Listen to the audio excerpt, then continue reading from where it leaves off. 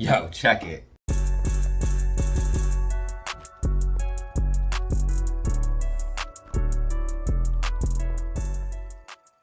All right, y'all, straight up, this video is fire. We're gonna go into the micro and the macro, tying everything in with AMC and GME. We're also gonna give you the technicals on what I expect for tomorrow and the rest of this week based off the charts, facts, and data. We're gonna be looking at SPY, AMC, GME, SQQQ, and much more in this video. You don't wanna miss a second of it because it is valuable and time-sensitive information. But let's not waste any more of your precious time. Let's hop in the charts, the facts, the data. Let's go. Hey, what is up? You are back for another video with Datazero. In this video, we're going to be looking at AMC, GME, SPY, SQQQ, the overall stock and crypto market. This video is not financial advice and should not be taken as such. Let's hop right in and show y'all what's going on and give you a micro and macro view of everything we're looking at. I'll point out something here very, very interesting.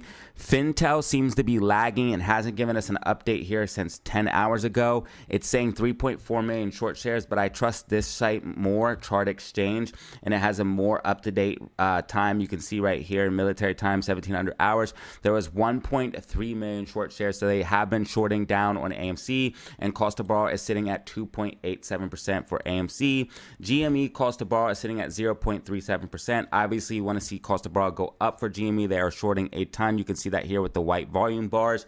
So we want to see GME's cost to borrow go up, and it will eventually go back up. This happened to AMC after AMC got its dilution. Cost to borrow went flat for a while, but then you did see eventually start to come back up. And when it did come back up, price started to pop with it. Now you can see that cost to borrow is rise now and staying elevated, and that's exactly what we want to see for AMC. Again, cost to borrow for AMC sitting at 2.87%. Now, AMC, a new short interest report came out, short interest being higher, 16% short interest on AMC, and a new short interest report came out for GME, 10% short interest. You want to see at least 8 to 10% short interest for a short squeeze. So we do have enough short interest for a short squeeze for GME. I believe because the float got larger, some of the short interest numbers went down, but that doesn't necessarily mean that there are less shorts, or that doesn't necessarily mean that they are not currently still shorting, which we can see that they are.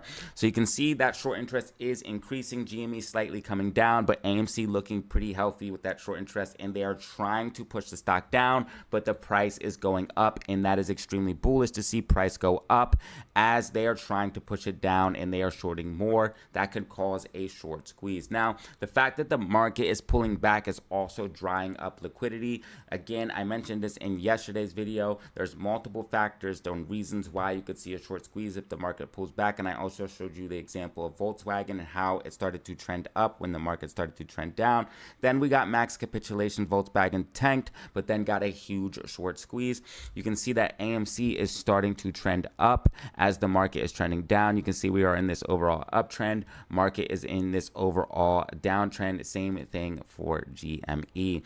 Now again, there's multiple reasons like margin calls. Also, they use stocks like Nvidia, Apple, Microsoft as collateral for AMC short positions. So if they decrease in value, they either have to post more collateral or close the short positions, and that could also cause bullish pressure for AMC. So there's multiple reasons why we want to see the market continue to pull back, and I'm going to be getting to that here in a second on why we have technicals on why we could potentially see more downside here for SPY. Let's hop into technicals for GME and show y'all what's going on for GME. So GME, I talked about this in yesterday's video, that we would probably be making an attempt to break out of the falling wedge. If we didn't break out of the falling wedge, I'd said we'd have more downside, but it looks like we did get a nice bullish push today, and we are potentially right now breaking out of this falling wedge as we speak. There's this weird wick that we had down in after hours for both AMC and GME, but I don't think that's an official retest. I think what we're going to see in the morning is consolidation and then an official retest, retesting about 2079, 2080 in that range, and then getting a decent bounce off of that and then start moving to the upside.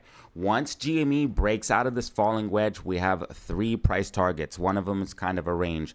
Price target number 1 is this 2232 level, which is a key level we want to break back above, letting everyone know GME is back in the game and definitely back on the table for a potential rally, because if we break above that $30 level, I've explained this multiple times, you will see a decent move for GME stock. Now the second price target is that range range. It's about 25.03 to 25.93. And then we have a third price target, the ultimate price target of this falling wedge, which would be $30. If we can break and hold $30, you're going to see a decent move to the upside for GME stock. So keep that in mind. I think GME is potentially going to see a little bit more consolidation here pre-market, but potentially going to have another bullish day tomorrow. And if we do have another bullish day confirming this wedge as support, you're definitely going to start to see a recovery for GME, and this overall downtrend from this $30 level, $29.99, is going to be over, and you'll see GME start to recover. So you definitely want to see confirmation of this wedge tomorrow. I will be live tomorrow, so tune in live to see if it confirmed, and I'll be giving you guys updates and predictions as this stuff unfolds live. So tune in and like and subscribe to lock in for information like that. So this is pretty much everything I'm looking at for GME. Beautiful breakout of the falling wedge. I left the falling wedge intact because we had that Bank of Japan news. If you don't know what happened, Bank of Japan raised rates, which also hurts the US dollar, and it weighs down heavily on stocks, and it weighs down heavily on the US economy. We also have signs of a recession. Again, unemployment starting to creep up. I've showed this in my other videos. When unemployment starts to creep up after a long plateau, which we had a drop down and then a plateau in 2022 into 2023, and now it is starting to spike up, that is a sign of a recession. We also have multiple other signals going off as well. Right here is a brand new signal that is going off saying that a recession is starting. We have the inverted yield curve. There are multiple indications that a recession and or depression is on the table. I'm not saying this to be doom or gloom. I'm just letting everybody know what is happening so you can prepare and potentially make money off of it. And again, I've always said for a long time on the macro span of things that AMC and GME squeeze would correlate with a recession and a pullback with the overall stock market and the economy. So I think we could potentially see something as long as we keep seeing the meme stocks start to trend up, and that is exactly what we're seeing. GME got a big move down with that Bank of Japan news, then got a recovery back to the upside, breaking out of this falling wedge. As long as we confirm it tomorrow, we're looking good. Green MACD on the 4-hour time frame, and if you go ahead and look at some of the buy signals we're getting buy signals as high as the 2-hour time frame, showing that bullish momentum is starting to shift to the upside. You can also see the alligator green bar starting to come to the upside, showing us that bulls are starting to gain control. You can see here on the hourly time frame, we flip fully bullish on the alligator, letting us know that an uptrend is possible. So multiple indications showing that GME will confirm and break out of this falling wedge and head towards our first price target of 22.32. So that's what I'm looking at for GME. This could happen as potentially as early as tomorrow, and then throughout the rest of this week. AMC technicals, as far as AMC is concerned, AMC has a nasty inverse head and shoulders. Right here is your shoulder. Right here is a massive head, and then you have another shoulder right here. If AMC is able to break above the levels of $5.25, you're going to see a decent pop to the upside for AMC stock. So that it is a key level that we're looking for to break above. And another level we need to break above is this $5.10 level. If we confirm $5.10 as support, that's going to send us towards that $5.25 level, where things can start to get spicy, because again, if we break above $5.50, $6, that's when AMC can really start to make a move. AMC stock, once it breaks above those levels, we already seen historically from this context and this overall trading range, it makes a nice move to the upside. We've got rejected from it hard. These strong support and resistance levels, that's what they do. If you confirm it as support, you get a nice bounce. If you confirm it as resistance, you get a big drop, and gives you a big push. You can see that there's multiple sell walls here for AMC. We also had those buy orders down here, strangely, where that dip was. Looks like smart money might have been trying to get in while low. Again, that dip was bought up very, very quickly as GME and AMC made a nice recovery to the upside. AMC already green for the entire week, which is good. The sell walls start at about $5.50. Again, they do not want us over $5.56. If we get above that level, you you will see a decent pop to the upside for AMC stock. So keep that in mind. But before we get to those levels, obviously we want to break above the level of 510. If we can break and confirm 510 as support, you're going to see a move towards that 525 level. Now, as far as what I think we're going to be seeing here in tomorrow in pre-market, I think we're going to be consolidating around these ranges of about 502 to about 509, consolidating and then dropping down, confirming 502 as support. Once we confirm 502 as support officially, which we pretty much did back here, we are working on building it as support. Once we officially confirm 502 as support, you're going to see a decent move to the upside. Once we get 510, that's when we can start getting that push towards 525. Those are the major levels of support and resistance that you need to focus on. Again, the main thing for AMC stock is confirming 502 as support. You can see that we're retesting it right now and after hours. I don't think we will drop much below it, and if we did, we'll pop back up. I think in pre-market we'll be above 502, be able to drop down and confirm that as support. The lowest I think we would see if we did drop down would be that 495 support and resistance, like we did this morning, how I called this morning that we would drop down to 495 and get a pop. You would see something very, very similar here as well. I think 502 will be officially confirmed as support tomorrow, and you'll be able to see a move towards that 510, playing out that overall inverse head and shoulders. Again, once we break above that 510, 525 level, you're going to see a decent pop to the upside, because this overall pattern is playing out once we break those key critical support and resistance levels. And this particular pattern has the ability to take us as high as possibly $5.50. And if we break and hold $5.50, that could send us towards $6. And you could see how quickly things could get out of control. And that's why they are desperately trying to short us down right now. Spread as much FUD as possible. But AMC and GME fundamentals are improving. GME sitting on a huge pile of cash.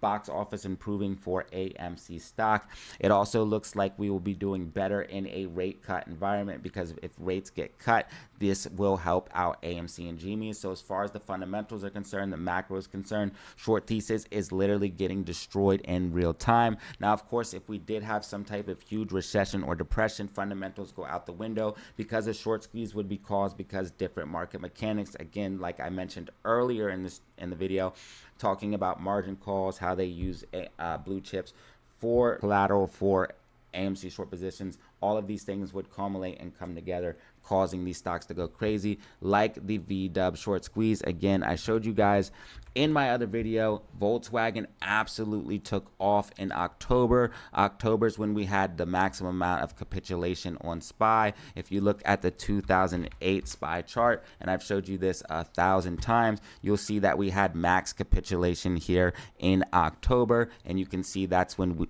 VW dropped down and then had a huge short squeeze to the upside, the likes that we have never seen. Comparable are GME, but Volkswagen was bigger. I'm hoping that if we did get some type of correction, MOAS for AMC and GME would be bigger than Volkswagen. So that's what I'm looking at for AMC and GME stock in a whole, micro and macro. And again, when in doubt, zoom out. Look, green monthly MACD, all similar signs that we have had before we had these big run up.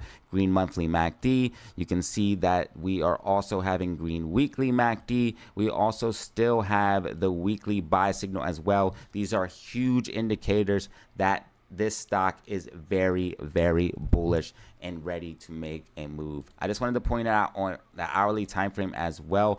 Bollinger Bands are crazy tight right now. So AMC literally coiled up and ready to make a pop to the upside. I believe if we see the market continue to pull back, AMC and GME can continue to do well and perform well despite the overall pullback in the market. I believe that we're starting to see the meme stocks start to trend up, market trend down, and once we get capitulation, we could actually get our real short squeeze. This is not to hype you up. This is simply what I believe based off of my research and due diligence. Please do your own research and due diligence before buying any stock or crypto asset. Now I'm going to quickly cover SPY and then the cryptocurrency market, why we could see a potential pullback, but that's what I have for AMC. SPY, you can see MACD still red here on the 4-hour time frame. Alligator still confirming that we are in an overall downtrend. Blue line, which is the bearish line, on top letting us know downtrend is intact. Daily time frame and the macro time frame, which is what's overriding the smaller time frames, huge downtrend, very, very powerful downtrend. You can see that SPY pushed up, and we expected it to push up into this gap. It wasn't able to fill this gap and got a big move to the downside. It's currently using this overall wedge as resistance. So this is a bear flag. When you have a drop to the downside and you have this upwards consolidation in this bear flag, aka ascending or rising triangle, you can see, or rising wedge, you can see moves to the downside, and it looks like that's what we're seeing right now. We're breaking down out of it, confirming this previous support as resistance, and it looks like we're breaking down right now. SQQQ literally breaking out of a falling wedge here in after hours, which means SQQQ moves to the upside. SQQQ, when it moves up, that means the market is going to be moving down, because SQQQ moves inverse of NASDAQ. When NASDAQ goes up, SQQQ goes down. When NASDAQ goes down, SQQQ goes up. We have a falling wedge playing out here on SQQQ, showing that SQQQ is bullish, and you can see that there is a rising wedge here on SPY, showing that SPY is bearish. I'm expecting to possibly see even a big drop down here pre-market, but I'm expecting SPY to make another move to the downside, giving us that red week. And again, right now the candle is green, but if you look at the percentage, we are down 2.2% on this week. So because of the price structure, the candle is green, but we are indeed getting that red week for SPY, getting the green week for AMC, and so far throughout this week, tracking with this week's weekly outlook and prediction. The only thing that I'm off right now is on GameStop. GameStop breaking out of this falling wedge could easily give GameStop a green week. I thought GameStop might need to consolidate in the wedge a little bit longer. It looks like it's breaking out early, which is good. I love to be wrong about a bullish meme stock prediction or a bearish meme stock prediction. So this is what I'm looking at for SPY. I think SPY is going to be moving to the downside in my personal opinion. I think SQQQ is going to be pushing back to the upside based off of everything that I'm seeing here. Again, downtrend overall intact, breaking down of this overall rising wedge. SQQQ breaking to the upside of an overall falling wedge, showing bullishness. I think we're going to see more upside for SQQQ and more downside for the overall general market, as the overall rate hikes from the Bank of Japan still weigh heavy on stocks. I see a lot of articles trying to quell the fear, saying it's not that bad. Stocks are rebounding. It's going to be okay. I believe that people are trying to get the stocks to run up a little bit so the smart money can cash out, because they also got caught off guard as well. So they want the stocks to go up a little bit so they can cash out on people. But I believe that we're going to see an overall downtrend in the market, in my personal opinion. And I do believe that this is the top of the stock market. And I did say once we broke down out of this channel, you're going to be seeing a huge move down on SPY, and it would probably be the market top, and I'm sticking to that. Ladies and gentlemen, this is pretty much everything I have for you.